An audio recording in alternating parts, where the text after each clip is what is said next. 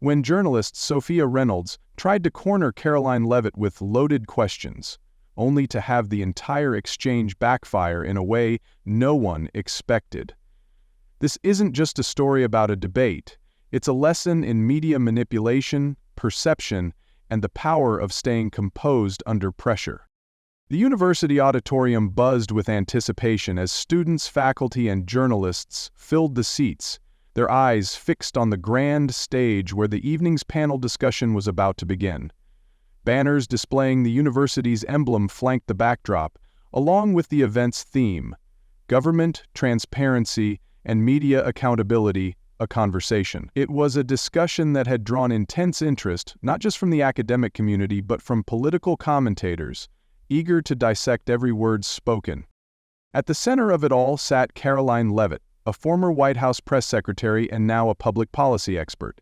She was composed, poised, and ready, her years of experience in handling high-pressure situations evident in the way she sat with quiet confidence, scanning the room with an expression that betrayed no nerves. This wasn't her first time facing a tough crowd. She had debated senators, faced down aggressive reporters, and steered press conferences through political firestorms. But tonight was different. This wasn't the White House, it was a university setting, where students, young journalists, and professors approach debates not just as discussions but as ideological battlegrounds. To her left sat Dr. Thomas Reed, a respected political science professor and the evening's moderator. He adjusted his glasses and cleared his throat, ready to set the tone. "Good evening, everyone," he began, his voice echoing across the auditorium. "Tonight we have the privilege of hearing from experts on both the role of media in shaping public perception and how government transparency is maintained or compromised in modern political discourse." Karoline nodded politely, folding her hands as Dr. Reed introduced the panelists. The audience was mixed. Some attendees were genuinely interested in policy discussions, eager to hear a seasoned expert's take on media-government relations, but others? They were here for something else. Some clutched their phones, already recording, hoping for a viral moment, a confrontation, something worth posting. The discussion began smoothly. Questions came in about policy transparency, about how administrations balance honesty with national security concerns. Karoline answered them with precision and professionalism, her responses measured but firm.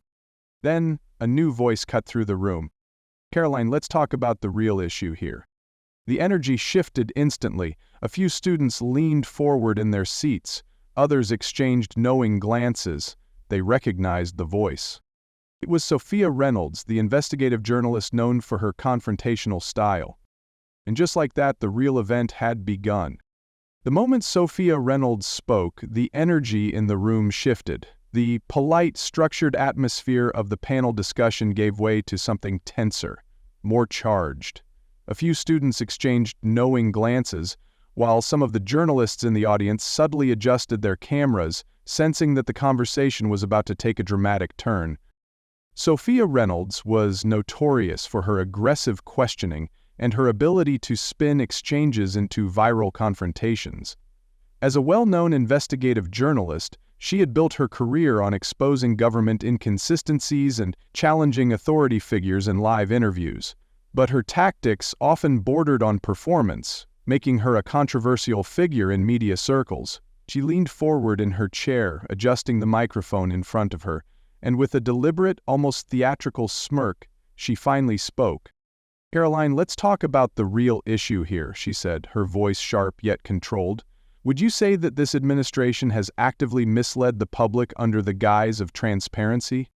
Karoline didn't flinch. She had expected a tough line of questioning from Sophia, but the phrasing was intentional, not a request for clarity, but an accusation disguised as inquiry. The wording implied guilt, a demand for either admission or defensiveness, both of which would give Sophia the reaction she wanted. Calmly, Karoline met her gaze and answered, "Transparency is the foundation of any administration that serves the public.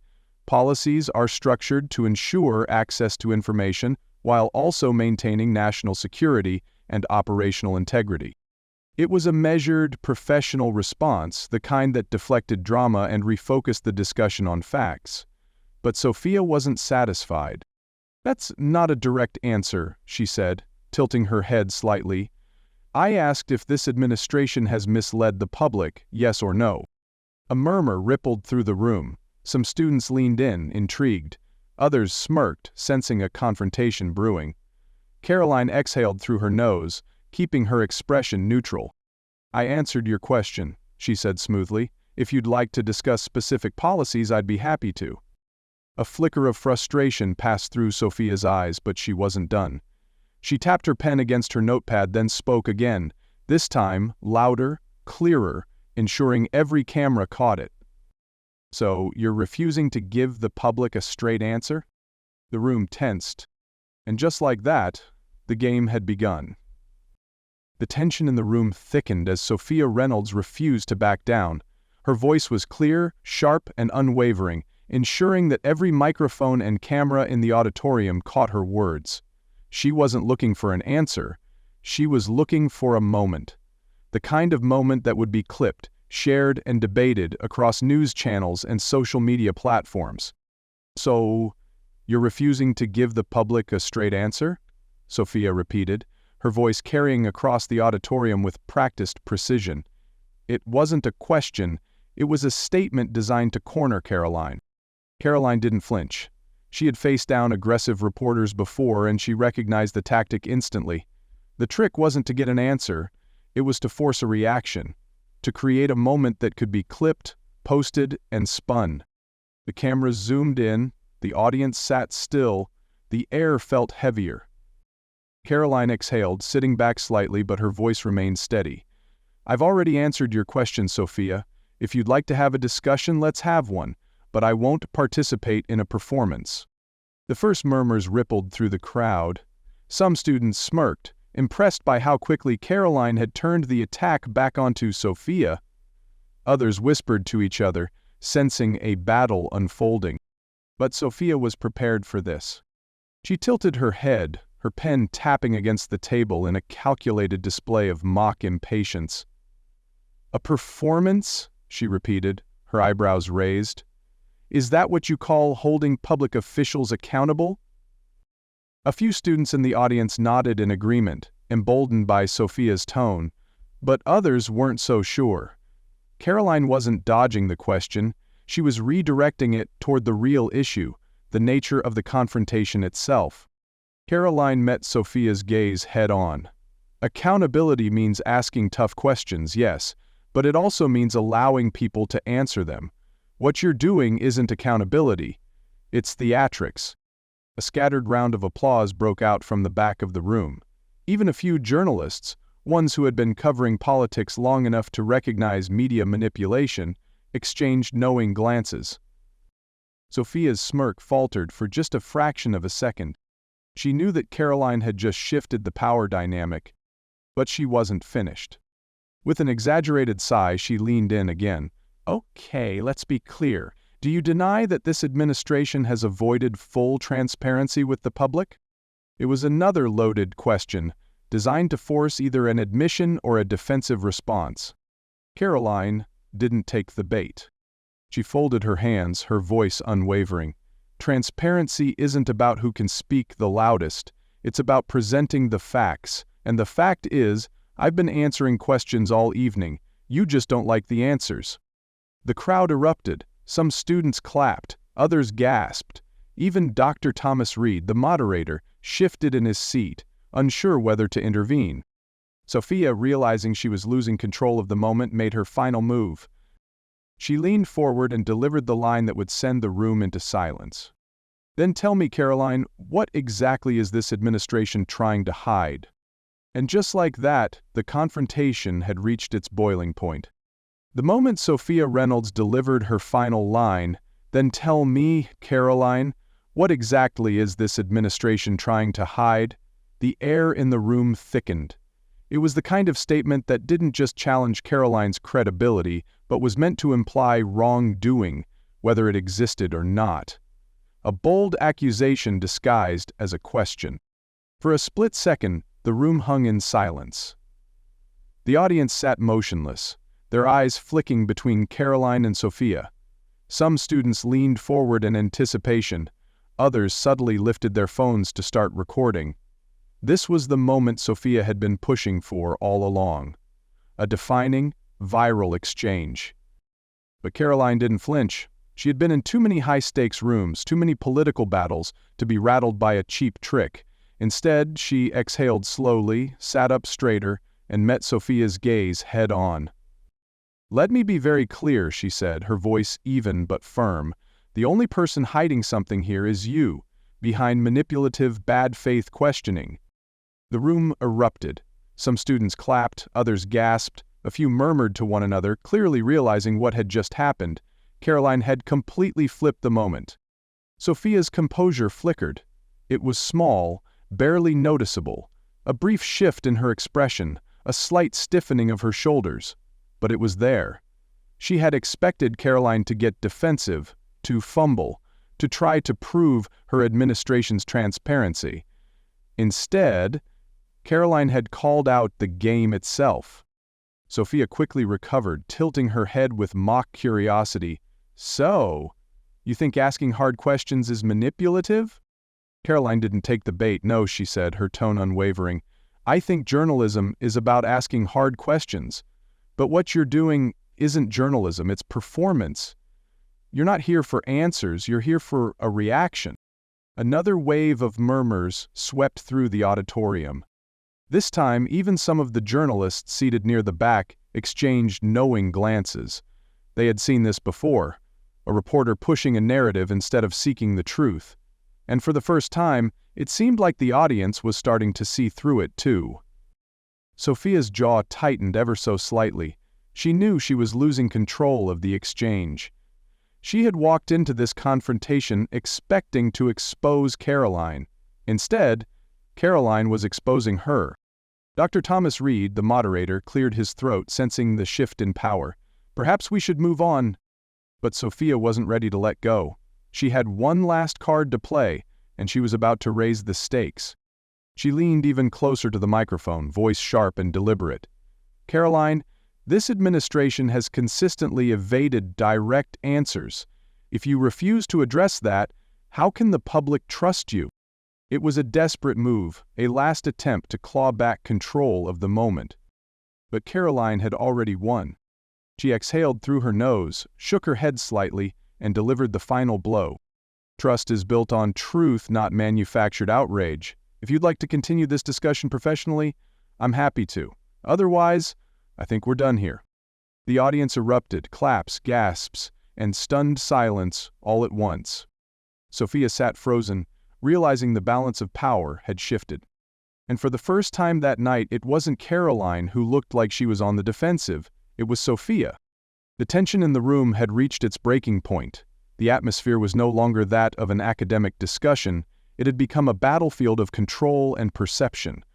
Karoline had successfully turned Sophia's aggressive questioning back on her, making it clear that this was not about transparency, but theatrics.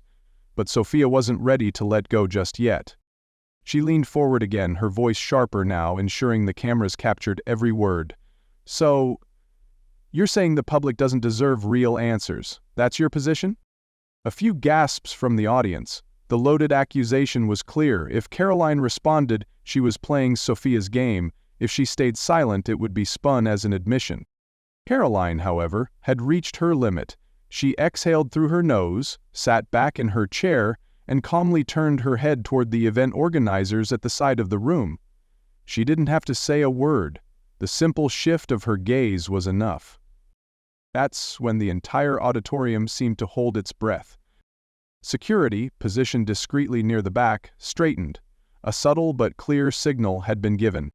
The murmurs in the audience grew louder. Some students whispered to each other. Others shifted uncomfortably, realizing what was happening. The camera zoomed in on Sophia, capturing her reaction. Sophia saw the signal. She knew what it meant. She had two choices: escalate further and force security to remove her, or leave on her own terms and control the narrative. For a split second, a storm passed through her expression, a mix of frustration, calculation, and recognition that she was about to lose the moment she had been trying to create. But then, as quickly as it appeared, the smirk returned. "Unbelievable," she muttered, just loud enough for the microphones to catch, then even louder, ensuring every camera heard her next words. "So much for free speech, huh?" A few gasps. Some audience members clapped, others sat in silent disbelief. Karoline didn't react. She remained stone-faced, calm, unshaken. Security took one step forward. And just like that, Sophia had to decide. Would she go quietly? Or would she make sure the cameras followed her all the way out? Sophia sat frozen for a moment, her eyes flickering between the security guard now standing alert and the cameras, locked onto her every move. The room wasn't just watching anymore, it was waiting. Waiting to see if she would escalate, waiting to see if she would force a spectacle that would guarantee headlines. She had a choice: go quietly and accept defeat, or turn this into a defining moment for herself. And Sophia Reynolds was never one to back down. With a dramatic sigh, she pushed back her chair and stood up slowly, making sure everyone could see her. She straightened her blazer, grabbed her notepad, and turned to the audience, not to Karoline, but to the cameras. "This is what happens when you ask real questions," she announced, voice loud enough to echo across the auditorium. "You get shut down." Some students gasped. Others clapped. A few exchanged uncertain glances, realizing how deliberate the performance was. Security didn't have to move any further. Sophia had made her decision. She would leave, but on her terms. She strode toward the exit, her heels clicking sharply against the floor, pausing just before the doors.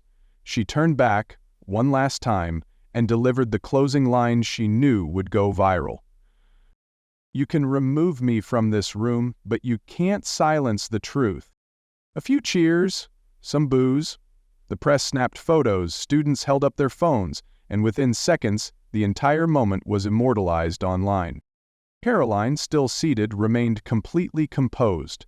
She watched as Sophia disappeared through the exit, leaving behind a room buzzing with energy, divided in opinion but unified in anticipation. Because everyone knew what would happen next. By the time the next panelist spoke, the video was already being uploaded, and by the time Karoline left the stage, her phone was vibrating with the first wave of media coverage. The moment wasn't just viral. It was a storm. The internet exploded within minutes of Sophia Reynolds' dramatic exit. Clips of the walkout spread like wildfire, with different versions tailored for different audiences. Some clips zoomed in on Sophia's defiant last words, making her look like a hero standing up to power. Others highlighted Karoline's unshaken composure, framing her as the professional who refused to entertain media theatrics. The debate had left the auditorium, but now it belonged to the world. News outlets rushed to capitalize on the viral moment. Conservative media framed it as Karoline Levitt shuts down activist posing as a journalist, while liberal commentators rallied behind Sophia, claiming, "White House insider removes journalist for asking tough questions." Social media became a battlefield. Silencing the press started trending within an hour, driven by those who saw Sophia's removal as an attack on journalism. But then another hashtag emerged, journalism or performance, pushed by those who believed that Sophia had orchestrated the confrontation for attention rather than accountability. Meanwhile, Sophia wasted no time fueling the narrative. She went live on multiple networks that night, recounting the incident with an air of righteous indignation. "I was simply doing my job," she told one anchor. "When you ask real questions, they shut you down." The interview was clipped, shared, and repeated endlessly. Karoline, however, remained silent. Her team advised her to wait, to let the media burn itself out before making a move. But in the background, her staff was already working on their response. The real question wasn't whether this moment would fade, it was how much damage it could do before the truth had a chance to fight back. Inside Karoline Levitt's office, the tension was just as thick as it had been in the auditorium. Staff members crowded around glowing laptop screens, scrolling through headlines and social media feeds, tracking the narrative as it spun further out of control. The debate was no longer just about a university panel. It had turned into a full-blown political controversy. One of her senior aides sighed heavily, rubbing his temples.